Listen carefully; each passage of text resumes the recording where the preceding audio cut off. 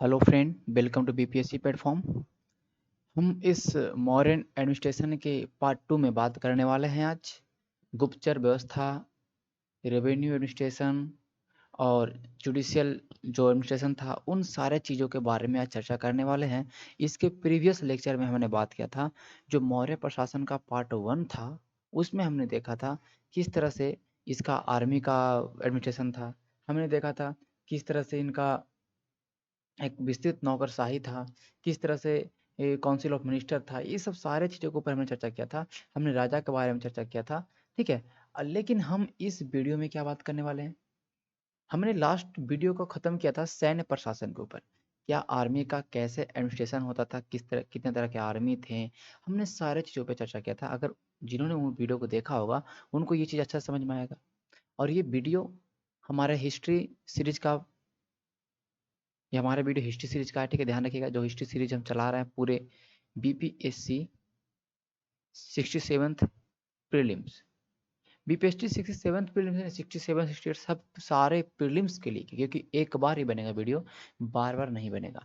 ये वीडियो हमारा जो हिस्ट्री का सीरीज चल रहा है उसका वीडियो है, और साथ ही साथ ये वीडियो स्पेशल मैं डिटेल में बता रहा हूँ, क्योंकि ये मौर्य एडमिनिस्ट्रेशन हमारा हिस्ट्री ऑप्शनल में मेंस के पॉइंट ऑफ व्यू से बहुत ही महत्वपूर्ण है। इसलिए मैं इसको डिटेल में बता रहा हूँ। मौर्य प्रशासन पर 3 वीडियो आएगा, इसमें फिर एक और वीडियो आएगा। 3 वीडियो में हम पूरे मौर्य प्रशासन को खत्म करेंगे, ठीक है, इस तरह से। तो ये हमारा प्री के लिए महत्वपूर्ण है, मेंस के लिए महत्वपूर्ण है, ठीक है। तो ये हमारा आज का जो देखने वाले हैं प्रशासन, इसको हम चेक करते हैं, ठीक है, क्या है इसके अंदर। तो गुप्तचर प्रशासन की बात करेंगे, स्पाइनेज या क्या उसमें गुप्तचर व्यवस्था कैसी थी। तो ये बहुत ही, कहने का मतलब बहुत ही ज़बरदस्त रूप से उसमें गुप्तचर व्यवस्था थी। राजा को कोई प्रॉब्लम ना हो, राजा को हर एक चीज़ का ध्यान, मतलब हर एक चीज़ का खबर मिले, इसलिए राजा ने गुप्तचर व्यवस्था। और इसका सबसे महत्वपूर्ण उदाहरण चाणक्य के अर्थशास्त्र में। नाम से अर्थशास्त्र है, लेकिन जानकारी देता है आपको सब राजनीतिक और उस समय के सामाजिक चीज़ों के बारे में, ठीक है। अर्थशास्त्र में चाणक्य ने बहुत ही ज़बरदस्त रूप से ये जो गुप्तचर प्रशासन है, जो ये हमारा स्पाइनेज का जो सिस्टम है, इसको बहुत ही बेहतरीन तरीके से बताया है अर्थशास्त्र में, ठीक है। एस्ट्रैबो, जो मैं नाम लिख रहा हूँ यहाँ पे सब सारे एस्ट्रैबो ने एस्ट्रैबो ने अपने बुक में एस्ट्रैबो ने अपने बुक में इंस्पेक्टर की चर्चा की है।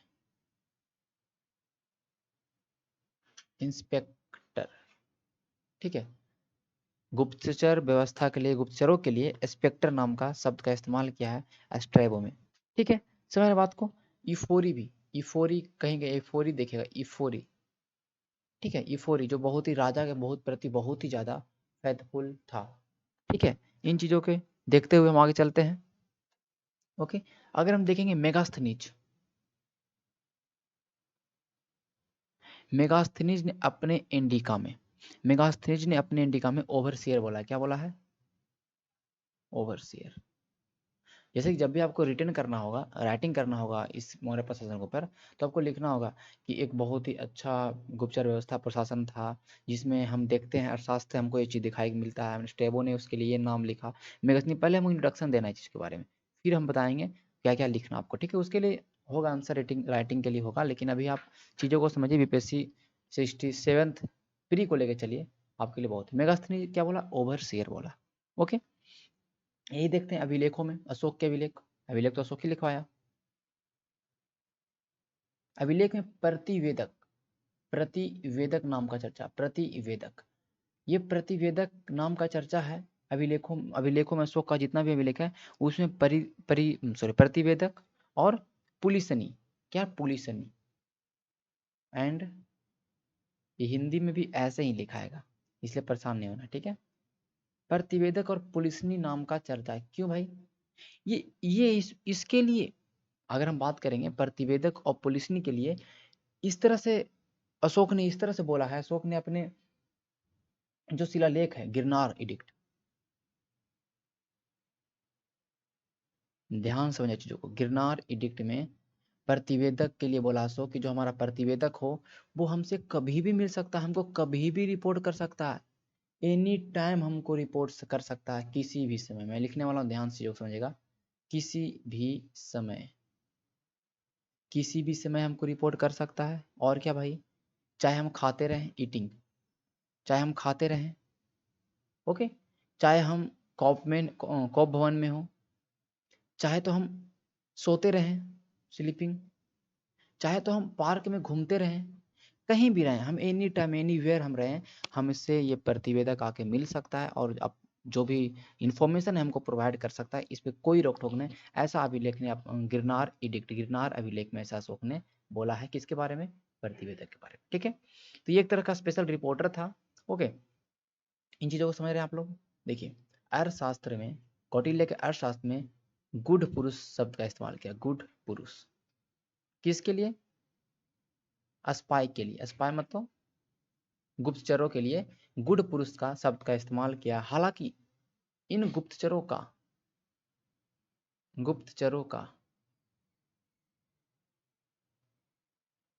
जो प्रमुख, जो हेड ऑफ, जो स्पाई का, इस पूरे स्पाई का जो हेड है, उसको बोला गया महामात्य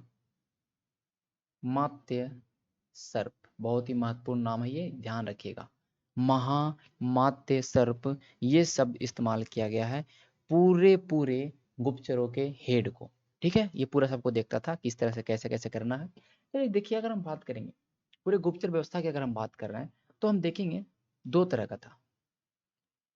अब हम चलने वाले हैं, अभी हमने देखा कहाँ कहाँ क्या क्या जानकारी मिलता है। अब देखिए, गुप्तचर जो व्यवस्था है या प्रशासन की बात कर ले, तो ये दो तरह के काम करते, दो तरह की थी। एक थी संस्था, एक था संचरा। भाई संस्था क्या है, संस्था हिंदी में लिखो, इंग्लिश में लिखो, बोथ आर सेम। संस्था और संचरा, ठीक है, संचरा। संस्था को बात कर देते हैं तो स्टेशनरी, स्टेशनरी में तो आपको पता होगा ना, स्टेशनरी का तो हिंदी आपको पता है, स्टेशनरी स्पाई, स्टेशनरी स्पाई। संस्था स्टेशनरी स्पाई मतलब एक ही जगह पर रहना है और एक जगह, कहीं पे भी एक जगह रह के वो गुप्तचर का काम कर रहा है। उसको भेज दिया कहीं भी, वहां पे रह के वो सारी चीजों को देख रहा है, गुप्तचर व्यवस्था को देख रहा है कि कहाँ पे क्या चीजें हो रही है। समझ रहे हैं बात को, हर एक चीज को। संचरा क्या था भाई, तो जो संचरा था वो भ्रमणशील था, ये एक जगह स्थित नहीं था, भ्रमणशील संचरा है। ठीक है, ध्यान रखिएगा। मैं इसको, सॉरी, चलिए इसको अलग कलर से लिखता हूँ तो सही रहेगा, संचरा। ओके, ये भ्रमणशील था, ये एक जगह रह के नहीं, ये अलग अलग जगह इसको भेज देता था और वहां जा जाके ये चीजों को, मतलब राजा को इन्फॉर्मेशन प्रोवाइड करता था। इसको बोलते थे संचरा, wandering spy.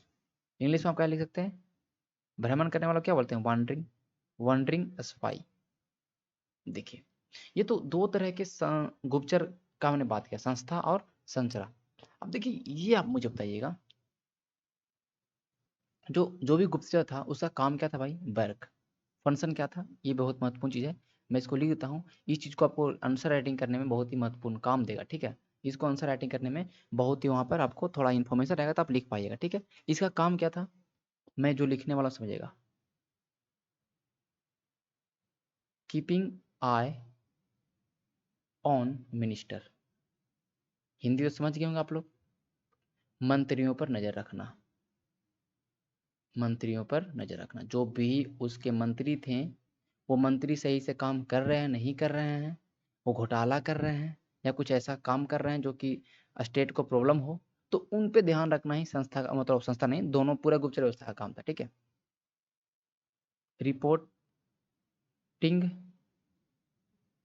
On government official, जितने भी गवर्नमेंट ऑफिशियल हैं उस समय के, जितने भी, जैसे कि आपने देखा था अध्यक्ष हैं या कोई मंत्री परिषद मंत्री हैं या कुछ भी है, उनको रिपोर्ट करना, उनको देखना किस तरह से काम कर रहा है, नहीं कर रहा है, उनको देखना, ये काम था।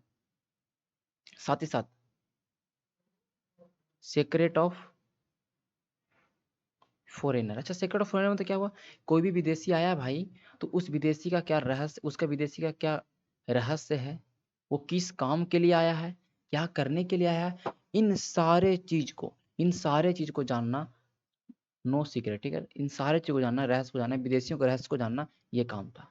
और भ्रष्टाचार को देखना भी, कहाँ पे भ्रष्टाचार हो रहा है, नहीं हो रहा है। देखिए कितना ज़बरदस्त रूप से ये व्यवस्था बना के रखा है उस समय मौर्य प्रशासन के समय में, आप देख सकते हो। ऐसे ही इसको मौर्य साम्राज्य नहीं बोला गया। एक-एक चीज़, हर एक चीज़ के लिए यहाँ पर व्यवस्था था। जैसे हमने बताया था, हर एक जैसे कि डिपार्टमेंट था, हर एक चीज़ के लिए ब्यूरोक्रेट्स थे। अब हम बात करने वाले हैं, आपने देख लिया कि इसका क्या काम है, इसका कहाँ-कहाँ उल्लेख है, किस तरह की व्यवस्था थे, 2 तरह के, संस्था और संरचना। अब मैं आगे बताऊँगा आपको, देखिएगा चीज़ों को, समझिएगा। संस्था,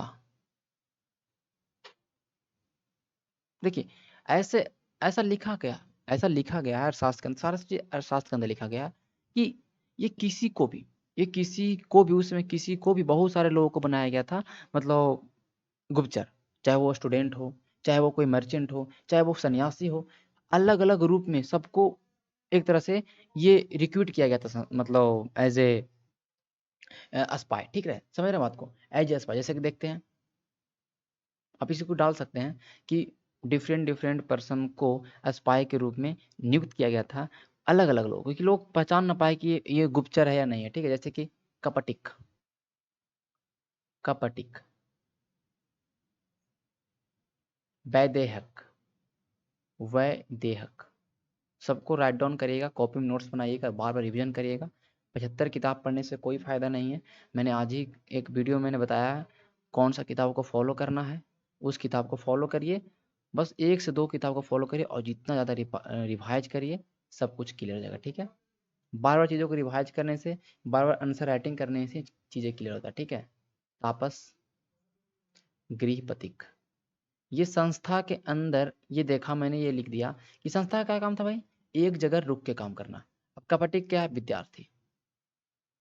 विद्यार्थियों, जो भी उस समय स्कॉलर थे, जो भी स्टूडेंट थे, उनको ही बना दिया, जाओ तुम गुप्तचर का काम करो।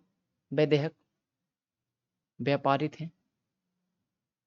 उदास्थित, सन्यासी, कोई सन्यासी है, सन्यासी के रूप में काम कर रहा है संस्था वाला, मतलब स्पाई का काम कर रहा है। तपस्वी है, वो भी स्पाई के रूप में काम कर रहा है, किसी को शक ना होगा।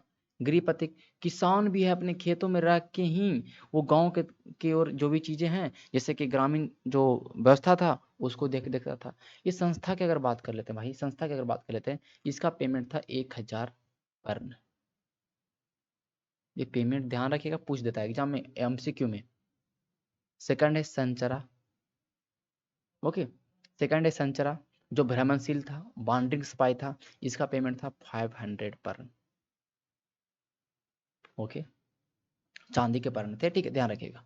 अब देखिए, मैं अब क्या बताने वाला हूँ कि कौन-कौन थे भाई, ये संचरा में क्या-क्या था? संचरा में देखिएगा ध्यान से, सूत्री, नाम खतरनाक है। रसद, तीक्ष्ण, परिवार्धिका,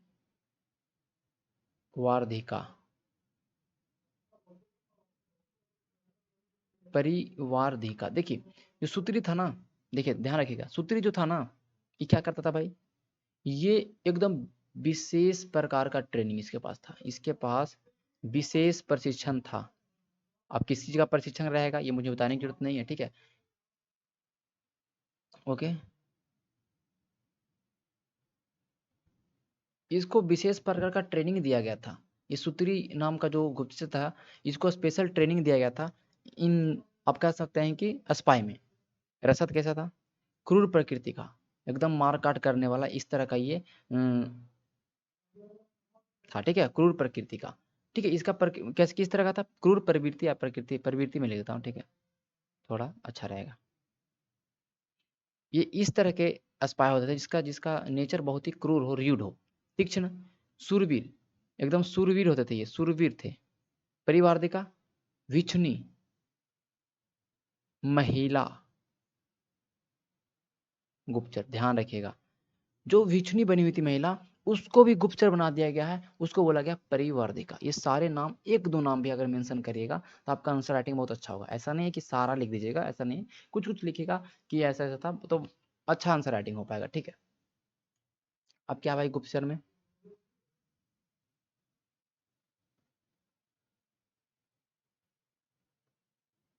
तो गुप्तचर में अगर देखिएगा कि स्त्री, पुरुष दोनों थे नियुक्त, आप देख सकते हो यहाँ पे महिला है, तो स्त्री पुरुष दोनों को नियुक्ति होता था। ओके, दोनों को नियुक्त होता था। और ये सारा का काम मैंने अभी बता दिया, ठीक है, सारा का मैंने आपको काम बता दिया, ठीक है। तो इस तरह से गुप्तचर व्यवस्था को हमने देखा। गुप्तचर व्यवस्था में इतना ही चीज था, ये राजा को हमेशा पब्लिक ओपिनियन हो, लोगों के बीच में जाके काम कर रहा है। अब लोग राजा के बारे में क्या सोच रहे हैं, कोई भी राजा ने अगर कोई पॉलिसी लाया है तो उन लोगों का क्या प्रतिक्रिया है, उन सारे पब्लिक ओपिनियन को किंग के पास ले आना, ये सारे गुप्तचर का काम था। समझ रहे बात को? तो ये सारी चीज, जैसे कि प्रतिवेदिका कभी भी राजा से मिल सकता था, अशोक ने अपने गिरनार अभिलेख में बोला। तो ये सारी चीज था, हमने देखा पूरा गुप्तचर व्यवस्था को, ठीक है।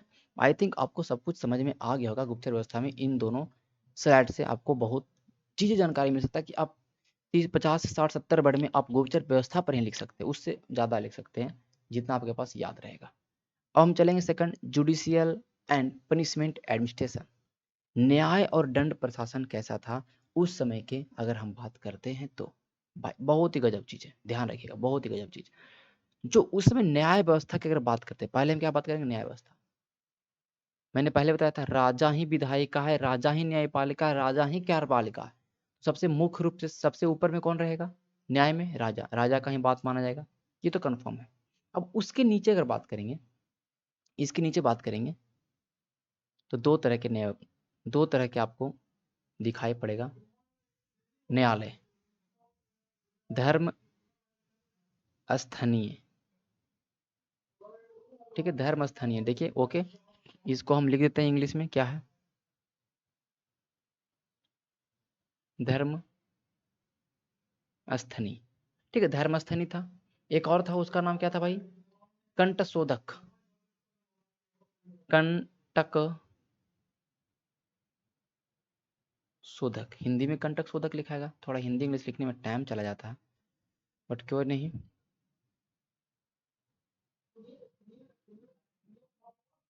ओके, ये क्या है भाई, कंटक शोधक। तो दो तरह के थे, एक धर्म स्थनीय और एक कंटक शोधक। अच्छा भाई, ये धर्म स्थनीय क्या था, ये दीवानी न्यायालय, दीवानी बोलते हैं, आपके दिमाग में स्ट्राइक किया होगा दीवानी न्यायालय क्या आजकल होता है, ये था फौजदारी न्यायालय। समझ रहे बात को? ये दीवानी न्यायालय था जो पर्सनल डिस्प्यूट, पर्सनल डिस्प्यूट मतलब लोगों के बीच में झगड़ा है, लोगों के बीच में चीजें हैं, जमीन जायदाद है, ये सब कोई देखेगा जब दीवानी न्यायालय। आपको पता है आज भी दीवानी न्यायालय है, एक फौजदारी न्यायालय है, जो क्रिमिनल कोर्ट जिसको बोलते हैं फौजदारी न्यायालय को। तो ये पर्सनल डिस्प्यूट को, लोगों के बीच में झगड़ा हुआ, घर के बीच में झगड़ा हुआ, तो इसके हेड को बोलते थे व्यवहारिक, व्यवहारिक। इसके मेन जज थे, इनके जो हेड थे उसको बोलते थे हम लोग व्यवहारिक। ध्यान रखिएगा, किसका क्या बोलते हैं, व्यवहारिक, बहुत ही महत्वपूर्ण है भाई, इसको देख लीजिए। ये तो मतलब कंटक शोधक का काम था क्रिमिनल केसेस को, क्रिमिनल केसेस को, इंडिविजुअल केसेस को,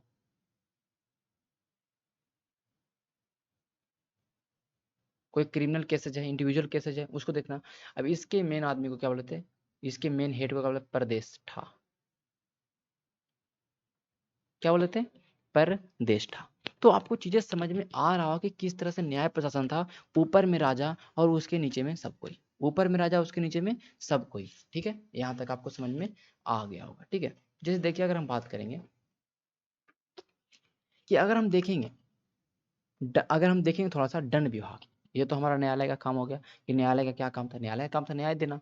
चीजें समझ सकते हैं आप, ये दो तरह के थे, धर्म स्थनीय जो दीवानी न्यायालय डील विथ पर्सनल डिस्प्यूट्स, ठीक है, हेड व्यवहारिक हो गया, कंटक शोधक जो कि फौजदारी क्रिमिनल क्रिमिनल एक्टिविटी को देखता था, उसका हेड प्रतिष्ठा हो गया। क्लियर?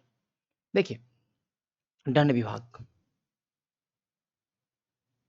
इसको मैं बताने वाला, ठीक है, इस चीज को इधर ध्यान रखिएगा। मैं इसको ग्रीन में लिखता हूँ, थोड़ा सा ग्रीन कलर को डिप कर देता हूँ तो सही रहेगा लिखने में। चलिए, अब देखिए ध्यान से, ये तो ब्लैक ही हो गया यार, कोई बात नहीं,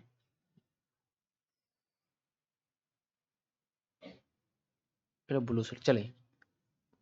ये अगर हम बात करेंगे तो दंड विभाग की अगर बात करेंगे, तो दंड विभाग उसमें बहुत ही जबरदस्त था, बहुत ही सेवियर पनिशमेंट। सेवियर क्या है कि तो बहुत ही कठोर दंड था उस टाइम का, बहुत ही कठोर दंड था उस टाइम का। समझ रहे बात को? इसमें अगर किसी को पनिशमेंट मिलता था तो उसमें अंग भंग, अंग भंग में तो समझ रहे हैं बात को, अंग भंग का मतलब आपको समझ में आ रहा? मतलब किसी का पैर काट दिया, ये काट दिया, इस तरह के इसमें मतलब कहने का मतलब सज़ा था। आप समझ सकते हैं? Amputation of leave, amputation of limbs. अच्छा, एम्पुटी मतलब क्या होता है? किसी को अपंग कर देना, तो किसी को अपंग कर दिया, गोड़ हाथ तोड़ दिया, इस तरह से। ओके, और देखेंगे मृत्यु दंड तो था ही। यहाँ तक ये था कि कोई बाजार जो टैक्स था, बाजार का जो मार्केट टैक्स था, बिक्री कर अगर कोई बचा लेता ना, तो उसको मृत्यु दंड की सजा मिलती थी मौर्य प्रशासन के अंदर। तो सेवियर पनिशमेंट बहुत ही खतरनाक रूप से था, इतना टफ था ना, लेकिन फिर भी राजा अशोक ने बहुत चीजें किया है, अशोक ने बहुत चीजें कि नहीं ये सब सारे ऐसा नहीं होना चाहिए। अब देखिए पेनल्टी देखते हैं, दंड का क्या पेनल्टी था। तो उसमें थोड़ा अर्थशास्त्र में मेंशन है, अर्थ शास्त्र में मेंशन है। क्या मेंशन है भाई?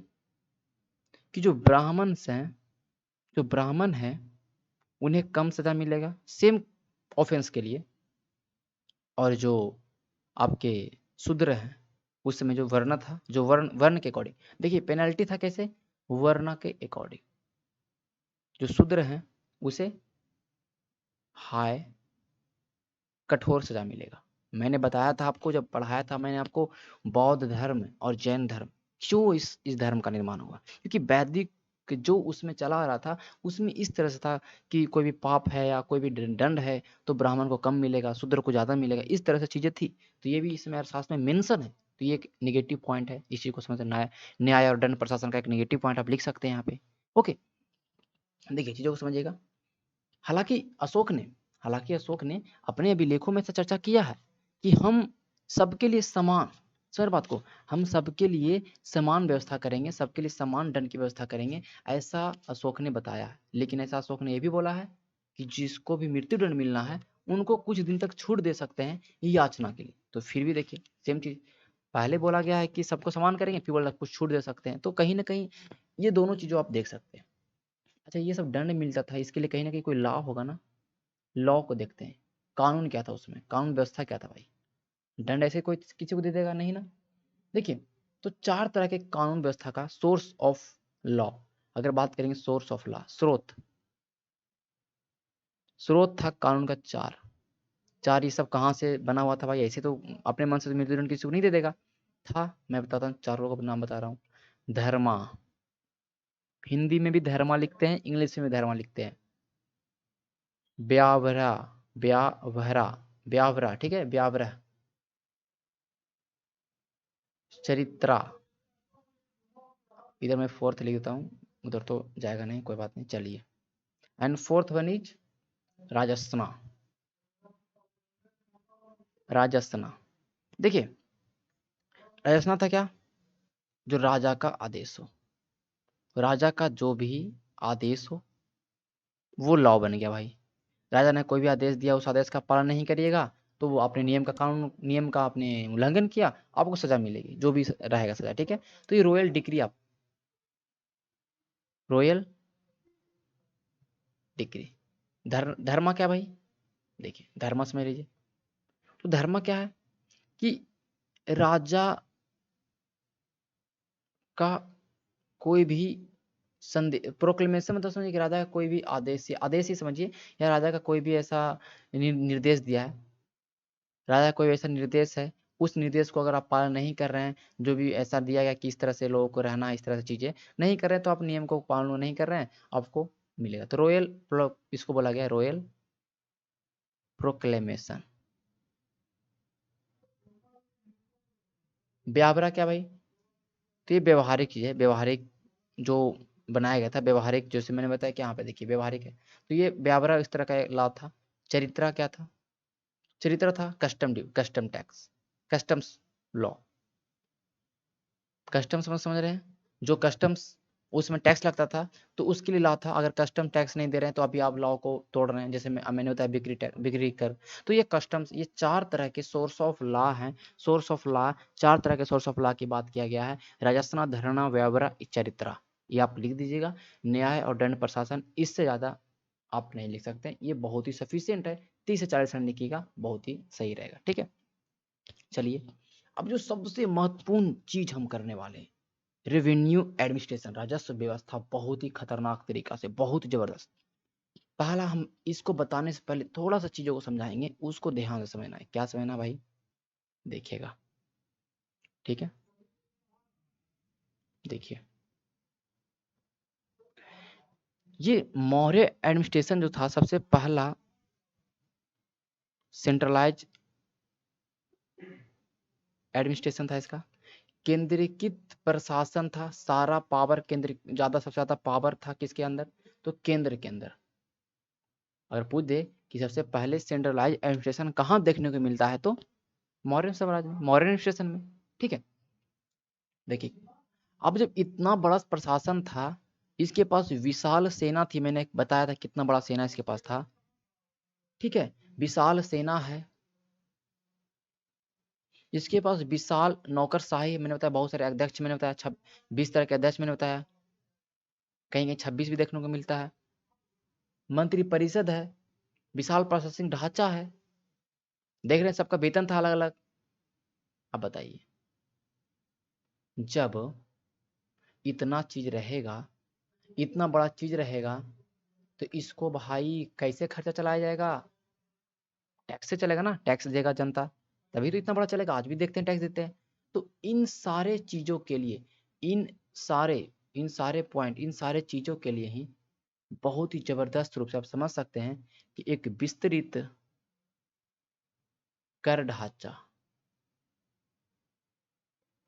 एक बहुत ही बेहतरीन, या बहुत ही कह सकते हैं कि विस्तृत टैक्स सिस्टम का व्यवस्था किया गया था। और ये टैक्स सिस्टम क्यों था आपको पता चल गया, क्योंकि इन चीजों को मेंटेन करना था रेवेन्यू एडमिनिस्ट्रेशन, इसलिए इतना हैवी बना था। देखिए टैक्स की बात करेंगे ना, तो चाणक्य, हम बार बार चाणक्य का नाम ले रहे हैं, चाणक्य ने बहुत ज्यादा चीजें अपना, अपनी जो किताब अर्थशास्त्र है उसमें बहुत सारा चीजें। अब देखिए अर्थशास्त्र के अंदर ये नहीं लिखा है ऐसा, अर्थशास्त्र के अंदर ये ऐसा नहीं लिखा है कि मौर्य साम्राज्य ऐसा करेगा। उसमें एक राजा को क्या करना चाहिए, एक राजा के क्या ड्यूटीज हैं, सब उसमें लिखा हुआ। उसको एक रेवेन्यू एडमिनिस्ट्रेटर रखना चाहिए, उसको दंड ऐसा रखना चाहिए, सारी चीजों के बारे में। तो कहीं ना कहीं वो चाणक्य ने लिखा है, तो उस समय की चीजों को देख के लिखा है ना। देखिए, और बहुत सारे मेगास्थनीज के कुछ पॉइंट को मिलाते हैं, तो कुछ सिमिलरिटी पता चलता है, तभी यहाँ पे हम हिस्ट्री को रिकंस्ट्रक्ट कर पाते हैं। चाणक्य ने अपने अर्थशास्त्र में 7 तरह के कर की बात की, 7 टाइप का कर, ओके, जिसे बोलते हैं हम इनफ्लो ऑफ टैक्स या इनफ्लो ऑफ रेवेन्यू, ठीक है, रेवेन्यू बोले, टैक्स हटाइए, कोई बात नहीं, रेवेन्यू कर देते हैं, चलिए अच्छा रहेगा। राजस्व, किस तरह से राजस्व आएगा, तो किस तरह से राजस्व आएगा उसकी बात हम करने वाले। इनफ्लो ऑफ रेवेन्यू, राजस्व कहाँ कहाँ से आएगा, इसलिए 7 तरह के टैक्सेस की बात की गई है। समझिएगा ध्यान से, मैं 7 बनाऊंगा टैक्स का। एक था, मैं हिंदी में लिख दूं तो अच्छा रहेगा, ओके, हिंदी इंग्लिश दोनों सेम है इसलिए मैं, राष्ट्र, एक टैक्स का नाम था राष्ट्र, मैं पहले सबका नाम लिखता हूँ, ठीक है। एक टैक्स का नाम था खनन, ठीक है, खनीन या खनन, वज्र, दुर्ग। देखिए जो कौटिल्य ने अपना जो सप्तांश थ्योरी दिया है ना, उसमें सब चीज कवर हो रहा है, उसके लिए परेशान नहीं होना। उसका मैं एक वीडियो बना दूंगा स्पेशल, उसमें देखिएगा सब कुछ इसमें चला आएगा, सब कुछ। जब हम बात करेंगे दंड का तो उसमें जुडिशियल आ जाएगा, जब बात करेंगे दुर्ग का तो उसके अंदर बहुत सारे आर्मी में सब चला आएगा, राजा की बात करें तो उसके अंदर पूरा मंत्री चला आएगा। तो इस तरह से सब कुछ उसी के अंदर में है। तो एक वो सप्तांग थ्योरी पढ़ लेंगे हम, ठीक है, उसी को पढ़ लेंगे, परेशान नहीं होना। एक है वनिक पथ, ओके, एक है वन, एक है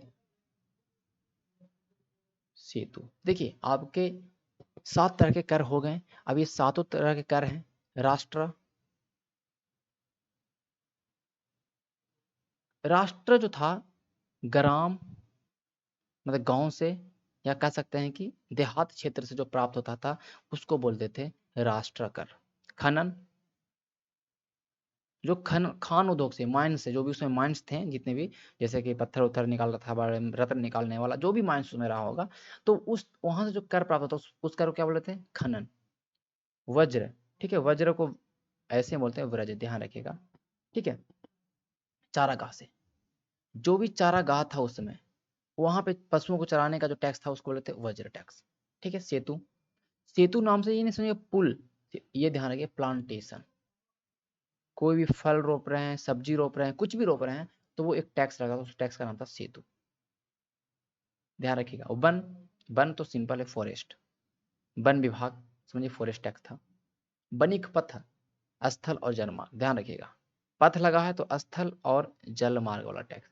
रोड आप समझ सकते हैं कि रोड लैंड टैक्स, एंड जो भी आपका जल मार्ग का जो टैक्स है उसको बोले थे वनक पथ। दुर्ग क्या भाई, तो दुर्ग पर तो दुर्ग हो गया सिटी, शहरों से जो टैक्स प्राप्त हुआ, राष्ट्र गांव से, दुर्ग शहरों से जो प्राप्त हुआ, उस टैक्स को बोलते हैं दुर्ग टैक्स। आई थिंक आपको पूरे टैक्स सिस्टम समझ में आ गया, कैसे राजा जो स्टेट है उसके जो रेवेन्यू है कैसे जनरेट हो रहा है। आप देख लिए 7 तरह के कर लगा दे रहा है, और भी बहुत सारे कर रहे हैं, मैं बताऊंगा अब, और भी बहुत सारे कर रहे हैं। अब देखिए मैं एक चीज बताऊंगा यहाँ पर, उसके बाद इन सारे टैक्स का हेड, पूरे रेवेन्यू एडमिनिस्ट्रेशन का जो हेड था, ऑफिशियल हेड, उसको बोलते थे सनिधाता। सब कुछ देखना, कलेक्ट नहीं करता, ध्यान रखिएगा, सनिधाता टैक्स कलेक्ट नहीं करता था, ये कभी मत भूलिएगा, सोचेगा। सनिधाता का काम था जितना भी ये टैक्स बैक्स कैसे कलेक्ट होगा, ये चीजें होगा, सब कुछ इसका देखने का काम था। ये मेन हेड था टैक्स का, रेवेन्यू का मेन हेड, रेवेन्यू का मेन हेड। ये सबका डिपार्टमेंट और सबका हेड है, कितना गजब प्रशासन है। मजा आ रहा होगा चीजों को समझने में। ठीक है, चीजों को रिलेट करिए, आज के इस प्रशासन से रिलेट करिए ना, तब पढ़ने में मजा आएगा। देखिए चलते हैं, ओके, रेवेन्यू एडमिशन में अभी देखते हैं क्या भाई, कि अब देखिए कुछ भू राजस्व कर थे, कुछ लैंड टैक्सेस थे। देखिए सबसे जो बड़ा जनरेट होता था राजस्व कर, वो था भू से, जमीन से, क्योंकि उसमें खेती होता था ना, उसमें थोड़े नहीं, इस समय आज के क्षेत्र में खेती ज्यादा होता था, तो इसमें भू राजस्व कर था। तो दो तरह के उसमें जमीन थे, पहले जमीन देख लें, दो तरह के थे, कहाँ थे भाई, ओके देखिएगा, ध्यान समझिएगा चीजों को। एक था निजी प्राइवेट जमीन, एक था राजकीय सरकारी जमीन। तो प्राइवेट जो जमीन था, ध्यान रखिएगा, प्राइवेट जमीन था, उसके उसको क्या बोलते थे, देखिए ध्यान रखिएगा, सवाबी, सवाबी रियो, सबाबी रियो पजीविन, बहुत ही गजब नाम है, मैं हिंदी लेता हूं, सवाविर्यो पजीविन, ये नाम ही ऐसा है। ठीक है, ध्यान रखिएगा, तो नाम लिख सकते हैं, ज्यादा नहीं था। ठीक है, तोड़ तोड़ के लिखिएगा। तो स्वाबिरियो पजीन था, ये निजी भूमि को बोलते थे ये। ठीक है, अब इस निजी भूमि का और अगर हम बात करते हैं, देखिए इसमें बहुत सारे थे, क्षेत्र थे, क्षेत्र बोला जाता था, उपसभा बोला जाता था, ध्यान दे रहे हैं? ये स्वाबिरोपजीन को क्षेत्र बोलते थे, उपसभा। क्षेत्र किसको बोलते थे, क्षेत्र जिसका मतलब प्राइवेट जमीन है, क्षेत्र है। अब इसके मालिक को क्या बोले, क्षेत्रिका, क्षेत्र में फील्ड होता है, ऐसे भी आपको पता होगा। उपसभा, इस उपसभा किसको बोले, जो टीनेंट्स थे, जो जमीन भाड़े पर लेके, किराए पर जमीन लेके खेती करता था, उसको बोलते उपसभा। क्षेत्रिका, जो खुद क्षेत्र का मालिक था, उसको बोलते क्षेत्रिका। और उस सबको बोलते थे, उस जमीन को नाम था क्या, सवाबिरियोपजीविन। ठीक है, क्लियर हो गया भाई।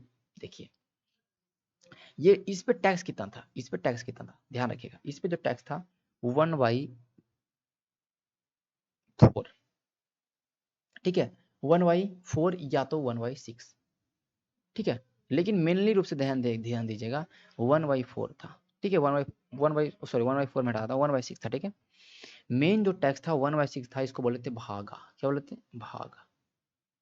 इस टैक्स को, इस कर को जमीन पे जो लगता था प्राइवेट जमीन पर, वो 1/6 था, इसको बोलते थे भागा। क्लियर हो गया भाई। चलिए, राजकीय टैक्स को, राजकीय भूमि को बोलते थे सीता भूमि, इंग्लिश में भी सीता भूमि, मैं बार बार बोलता हूँ, इंग्लिश में भी, तो इंग्लिश में भी यही बोलते थे। इस पे टैक्स लगा सीता कर, इसके कर को क्या बोलते, भागा कर, इसके कर को बोलते सीता कर। ध्यान दीजिएगा। अब देखिए, जो टैक्स कलेक्ट करता था, इसके लिए मेगास्थनीज ने अपने बुक में नाम रखा, एग्रा, एग्रानोमोई, एग्रानोमोई, अग्रनो या अग्रोनो मोई, ये टैक्स कलेक्ट करने वाला ऑफिशियल था। और टैक्स का हेड कौन था भाई? सनिधाता। चलिए अब कुछ मैं महत्वपूर्ण टैक्स बताऊंगा, 5 से 10 या 15 टैक्स, उसको आपको ध्यान में रखना है, ठीक है। उसके बाद ये टैक्स सिस्टम कंप्लीट होगा, अभी नहीं, थोड़ा सा 10 मिनट और लगेगा। देखिए मैं इसको एक नया पेज में डाल लेता हूँ तो अच्छा रहेगा आपका। देखिएगा कुछ महत्वपूर्ण टैक्स, जब भी आप आंसर राइटिंग करिएगा तो इसमें से कुछ 4-5 टैक्स का नाम लिख दिया तो बहुत ही अच्छा हो जाएगा आंसर राइटिंग। महत्वपूर्ण कर, उस समय का टैक्स था ये सब, मैं नाम लिखने वाला हूँ, आराम से ध्यान दें। एक टैक्स का नाम था पिंडा कारा, जो ग्रुप ऑफ विलेज, समझ रहे? ये जो पिंडा कारा था, ये पूरे गांव के समूह से जो टैक्स लिया जाता था उसको बोलते पिंडा कारा टैक्स। पिंडा कारा कर, ठीक है। हिरण्य कर, ध्यान दीजिए, हिरण्य कर, ये कैश, नगद टैक्स, ये टैक्स देना भाई, नगद देना। उत्पादन जो आपने गेहूं चावल उगाया वो नहीं लेंगे हम, टैक्स नगद लेंगे, जो उसमें जो चलता था पैसा वो नगद लेंगे, कैश, हिरण्य कर। और क्या भाई? परनय, परनय बहुत अच्छा ध्यान रखिए। परनय जो इमरजेंसी के टाइम जब राजा का कोष खाली हो जाए तो वो परनय टैक्स लेता था, उस कोष को भरने के लिए, इमरजेंसी टैक्स। कारा, फल पे सब्जी पर ये टैक्स लगता है, उसको बोलते कारा। फल पर सब्जी पर इस सारे टैक्स को बोलते कारा। विनीता, ये नाम विनीता नहीं है, ये टैक्स का नाम है, ठीक है, ध्यान रखिएगा। चारागाह पर, अगर कोई भी सरकारी जमीन है, सरकारी चारागाह है, उस पे अगर अपना पशु को आप चरा रहे हैं तो आपको चारागाह कर देना पड़ेगा, उस कार का नाम है विनीता। तर दे, नाम है तर दे दो नदी पार, अगर तुमने नदी को पार कर दिया तो टैक्स देना पड़ेगा, नदी पार करने का टैक्स दिया जाता था, तर दे टैक्स। ये सारे का चर्चा है, ठीक है, ध्यान रखिएगा। विष्टि, एक कर का नाम है विष्टि, ठीक है। फोर्स लेबर, आप पता होगा कि जब मैं बताऊंगा आगे समाज में पढ़ाऊंगा इसका, तो फोर्स लेबर उसमें बहुत ही जबरदस्ती काज कराता था, बंधुआ मजदूरी जो आज समझ लीजिए ना, मतलब जबरदस्ती काम कराया था। तो उस तरह के जो लोग ऐसे करवाते थे उसको देना पड़ता था टैक्स, फोर्स लेबर, ठीक है। विस्टिकर को क्या बोल रहे थे? फोर्स लेबर के ऊपर जो कर लगता था उसको बोल रहे थे विस्टिकर। वर्तनी, बर्तनी समझिए ना, ये ध्यान मत रखिएगा, बर्तन पे। रोड टैक्स, सड़क पे वाला टैक्स जो लगा था उसको बोलते थे वर्तनी कर। चोर रज्जू कर, चोर रज्जू कर चौकीदारी के लिए, जो चौकीदार था चौकीदारी करवा रहा है, या पुलिस है, ये सब देखिए, अब राजा आपके लिए चौकीदार पुलिस की व्यवस्था किया है तो एक चोर रज्जू कर आपसे लेगा, ये ठीक है। उद्रंग, देखिए बहुत ये ध्यान रखिएगा, उद्रंग महत्वपूर्ण है, इसको मैं अंडरलाइन कर दूंगा, उद्रंग या उद्भागा, ठीक है, क्योंकि बहुत महत्वपूर्ण कर था इसलिए मैं इसको अंडरलाइन कर रहा हूं। ये था सिंचाई कर, क्योंकि देखिए आगे बताऊंगा कि चंद्रगुप्त मौर्य ने जैसे कि नहर का जैसे कि उसने निर्माण करवाया था, जलाशय का निर्माण करवाया था, ठीक है, गिरनार में, सुदर्शन झील का, तो ये सिंचाई के लिए, और वो क्योंकि उसमें बहुत ज्यादा सिंचाई से पैसा आता था, तो सिंचाई करता है एक तरह का, ठीक है। उद्रंग या उद्भागा, उद्भागा सॉरी उदक भागा, सॉरी उदक भागा, उद्भागा नहीं उदक भागा, कोई बात नहीं, चलिए इस चीज को मैं क्लियर कर देता हूँ। उदक भागा, ओके। अब मैं लिखने वाला हूं परहीनक, एक कैर का नाम था परहीनक, ये कर था पेशेम जी, राजकीय चारागाह का, सरकारी चारागाह पे किए तो परहीनक कर देना पड़ेगा। और एक क्या था? विनीता कर, ठीक है। और क्या भाई? उत्संग, ये कर क्या था? ये कर था भाई कि प्रजा द्वारा राजा को भेंट, इसको बोल दिया हमने, क्या बोल दिया, उत्संग। जब भी प्रजा द्वारा राजा को भेंट दे रहे हैं, प्रजा द्वारा राजा को भेंट जो प्रदान कर रहे हैं, एक तरह का कर ही था वो, उत्संग कर। ठीक है। बलि, देखिए हमने वैदिक सभ्यता पढ़ा था, बलि एक तरह का स्वेच्छा करता था ना, स्वेच्छा करता। लेकिन अभी इस समय क्या बना, बलि एक तरह का बन गया था धार्मिक कर। धर्म का जो टैक्स लगता था धार्मिक कर, वो उसका नाम हो गया था इस समय बलि कर। ठीक है। बलि जो वैदिक सभ्यता में एक तरह का स्वैच्छिक कर था। ठीक है। कॉस्टे, आपको लग रहा हो कि इतना ज्यादा कर टैक्स था। ठीक, सबका अलग अलग जगह था, आज भी बहुत सारे टैक्सेज हैं, लेकिन आपको पता नहीं होगा। सरकारी कर, सरकारी जलाशय का, कोई भी नहर का निर्माण कराया, कोई भी झील का निर्माण कराया, उससे पानी ले रहे हैं तो आपको टैक्स देना पड़ेगा, कॉस्ट कर। एक टैक्स का नाम था मूसिका। भाई मूसिका क्या है, प्लेग के समय जब भी प्लेग फैल जाए राज्य के अंदर, तो सरकार उस चीज को पूरा कंप्लीट मतलब सही करने के लिए, मतलब उसके लिए व्यवस्था, चिकित्सा व्यवस्था करवाने के लिए लेती थी कौन सा कर, प्लेग कर। उसको नाम था मूसिका। समझ रहे बात को। सेना भक्त कर, नाम है कर का, देखिए सेना भक्त।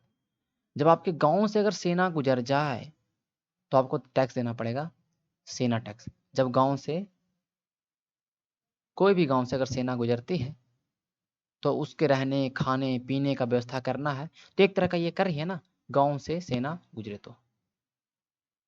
ये मैं पूरे इनकम रेवेन्यू की बात कर रहा हूँ। कुछ टैक्स हैं, कुछ ऐसे पैसे देने पड़ते थे, कुछ व्यवस्था करना पड़ा, सारे एक तरह से कर का ही बात है। ठीक है। देखिए उस समय और बात करेंगे और करों का, तो एक आयात कर था, इसको समझाए ध्यान से। आयात, एक था निर्यात कर। आयात निर्यात को पता है, इंपोर्ट एंड एक्सपोर्ट। इंपोर्ट मतलब कहीं बाहर से सामान आ रहा है, तो जैसे देखिए इसको नाम था प्रवेश कर। प्रवेश कर, ये बहुत ही गंदा लिखा रहा है, सो सही से लिखना पड़ेगा। चलिए, प्रवेश कर। भाई ये प्रवेश कर क्या है, जब भी कोई बाहर से मौर्य एडमिनिस्ट्रेशन के अंदर में कोई भी सामान आएगा, तो उसको 1/5 जो मूल दाम का, जैसे कि मैं 1 लाख का सामान लाया हूं, तो 1/5 आपको प्रवेश कर देना पड़ेगा इस राज्य के अंदर एंट्री करने के लिए। मूल्य का 1/5, समझ गए बात को। अब यही सामान को मौर्य के अंदर जो बाजार मार्केट है, बाजार के अंदर पहुंचाइएगा तो एक और टैक्स देना पड़ेगा, द्वार दे। देखिए कोई सामान कहाँ करेगा, सामान बाजार में बिकेगा ना, तो पहले प्रवेश किया और फिर द्वार मतलब बाजार के गेट पे गया, मतलब द्वार देकर। ठीक है। अब ये द्वार दे जो करे भाई, समझिएगा बात को, ये इसका 1/5 था। 1/5 का 1/5 मतलब एटलीस्ट 1/25 मतलब 4% था। अगर आप 1,000 का सामान लाते हैं तो आप समझ सकते हैं कि 40 रुपया आपको देना पड़ेगा प्रवेश कर, और 20 रुपया देना पड़ेगा आपको वहां पे, मतलब प्रवेश कर, और नीचे देना पड़ेगा द्वार देकर 40 रुपया। ठीक है। ये हो गया आपका, चीजें समझ में आ गया। ये आयात कर था। निर्यात कर का एक नाम था, ध्यान रखिएगा, निर्यात कर का एक नाम था, क्या था, निष्कर्म कर। ये क्या नाम था भाई, निष्कर्म कर। ठीक है। ये सारे कर था, एक एक कर को मैंने कंप्लीट किया। अब इसको अच्छे से आंसर राइटिंग कर सकते, लेकिन पहले आप चीजों को रिवाइज करिए बार बार, चीजें आपके दिमाग में रहेगा तभी आप आंसर राइटिंग कर पाइएगा। ठीक है। अब एक लास्ट टॉपिक जो बच गया इसके अंदर में, ये पूरा सेंट्रल एडमिनिस्ट्रेशन पूरा खत्म हो जाएगा। ठीक है। पूरा सेंट्रल एडमिनिस्ट्रेशन खत्म होगा। कल की वीडियो में करेंगे क्या, प्रोविंशियल एडमिनिस्ट्रेशन, कैसे प्रांतीय सरकार थी उस तरह की बात वो करेंगे, कैसे ग्राम था, ग्रामीण था, सब कुछ की बात करेंगे उसमें। ठीक है। अब मैं एक बताने वाला, आउटफ्लो। हमें अब हम एक लास्ट टॉपिक देखेंगे इसके अंदर, क्या है वो, ध्यान दीजिएगा। आउटफ्लो ऑफ रेवेन्यू, जो पैसा आ रहा है कि उस पैसा का खर्च कहाँ हो रहा है, कहीं ना कहीं तो हो रहा हो खर्चा। तो सीधी सी बात है, किंग एक्सपेंसेज, राजा का क्या खर्चा है, वो कहां से करेगा, तो रेवेन्यू से करेगा, स्टेट के रेवेन्यू से करेगा। आर्मी, युद्ध में, ये सब का मेंटेनेंस कहां से होगा, सब रेवेन्यू से होगा। और क्या हो सकता है भाई, रिलीजियस डोनेशन, कोई धार्मिक डोनेशन देना है, बुद्धिस्ट को हो गया, जैनिज्म को हो गया, उसमें जो भी, तो ये कहाँ से आएगा, यहाँ जाएगा। सैलरी हो गया, जितने भी अध्यक्ष थे, जितने भी ब्यूरोक्रेट्स थे, सबका सैलरी कहाँ से आएगा, तो राज्य की कोष से जाएगा। गिफ्ट किसी को देना है, जैसे कि उसमें ब्राह्मणों को लैंड दिया था, गिफ्ट दिया था, सब कुछ कहाँ जाएगा, यहाँ जाएगा। अब कुछ पब्लिक वर्क, कुछ लोगों के लिए काम, जैसे कि डैम बनवाना, कुछ रिजर्वियर बनाना, जलाशय बनवाना, कहीं रोड इस सब का कंस्ट्रक्शन करवाना, ये सारा पब्लिक वर्क था। और यहाँ पे ये सारे रेवेन्यू का आउटफ्लो होता था, समझ गए, रेवेन्यू का आउटफ्लो होता था। मैं इसको थोड़ा अच्छे से लिख देता हूँ, जब सब कुछ अच्छा से गया है तो इसको भी अच्छे से लिख दिया जाए। आउटफ्लो ऑफ रेवेन्यू, थोड़ा वीडियो लंबा हो गया बट हमने एक पूरे सेंट्रल एडमिनिस्ट्रेशन को खत्म कर दिया, ठीक है। अब देखिए थोड़ा सा हम पब्लिक वर्क की बात करें। भाई पब्लिक वर्क क्या था उस समय का, तो राजा बहुत ही ज्यादा पब्लिक वर्क करने के लिए वहां पे आतुर था, बहुत ज्यादा पब्लिक वर्क करवाया भी, आपको पता भी होना चाहिए। ये एकदम इंटरेस्ट की इंटरेस्ट समझिए कि बहुत ही ज्यादा, जितने भी राजा रहे हैं उन्होंने पब्लिक वर्क बहुत ही ज्यादा करवाया है। मैंने बताया है आपको, सुदर्शन झील का निर्माण करवाया, हमेशा सुदर्शन झील से कभी डैम निकलवाया, कभी उसका पुनरुद्धार करवाया। तो पहला जो राजा काम सबसे अगर देखेंगे सबसे महत्वपूर्ण इरिगेशन, इरिगेशन जैसे मैंने बताया कि बहुत ही मेजर सोर्स था उस समय। मेजर सोर्स का मतलब कि मुख्य स्रोत था रेवेन्यू का, राजस्व प्राप्ति का सबसे महत्वपूर्ण स्रोत था इरिगेशन। अगर जितना खेती होगा, जितना उसमें फार्मिंग होगा, उसके लिए अगर सिंचाई की व्यवस्था करते हैं तो हमें किसान जो भी उसमें पीजेंट है वो तो हमें देंगे ही। तो इसके लिए डैम बनवाना, तो पब्लिक वर्क हो गया भाई, डैम बनवा रहे हैं, पॉन्ड बनवा रहे हैं, नहर निकलवा रहे हैं, ये सारे हो गया, ठीक है। इसलिए आपको पता होगा कि वाटर रिजर्वोयर, एक जलाशय का निर्माण करवाया था जून आपको पता है उसका नाम, जैसे जलाशय को क्या बोलते थे, तडागा, तडागा, तडागा जलाशय को बोलते थे तडागा, जो बनाया था कहां, सुदर्शन झील, क्या बोलते हैं उसको, सुदर्शन झील, सुदर्शन लेक। समझ में आ गया आपका बात। तो चलिए सेकंड क्या था भाई, मेडिसिन, चिकित्सा के क्षेत्र में भी काम किया बहुत ज्यादा, ठीक है। चिकित्सा के क्षेत्र में काम किया, जैसे कि आपको पता होना चाहिए, ये कुछ फिजिशियन थे, चिकित्सक थे, उसको क्या बोलते थे, चिकित्सिका, चिकित्सा, चिकित्सा बोलते थे उसको। कुछ मिडवाइफ्स, कुछ आया थी जो जिसका काम था बर्थ के टाइम देखना महिलाओं को, उसको बोले थे गर्भावयाधि। ये सारे पॉइंट इंपॉर्टेंट है, ध्यान रखिएगा।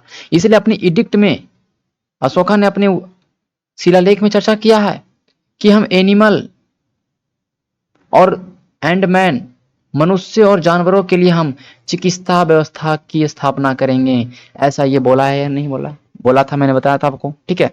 तो मुझे कमेंट करके बताइएगा कौन से एडिक्ट में बोला है कि एनिमल और मैन के लिए चिकित्सा व्यवस्था की स्थापना की जाएगी राज्य के अंदर। यहां तक कि पब्लिक वर्क और क्या था, अर्थशास्त्र बोलता है कि एक राजा है, उसे देखभाल करना चाहिए, किसका, स्पेशल केयर करना चाहिए, किसका, जो विकलांग है, बूढ़े बूढ़े हैं, बूढ़े बूढ़ी, महिलाओं और मतलब मनुष्य, मतलब कहने का मतलब मेल एंड फीमेल का करना है, ये अर्थशास्त्र के अंदर लिखा गया। तो ये सब राजा का काम है। कुछ रिपेयर ऑफ रोड्स, जैसे आपने देखा बहुत सारे रोड्स का रिपेयर करवाया, ठीक है। बताएंगे दक्षिणापथ क्या है, सब कुछ बताएंगे इसके अंदर, ठीक है, ओके। तो ये आप कह सकते हैं कि कुछ पब्लिक वर्क में एक सर्टेन अमाउंट, एक निश्चित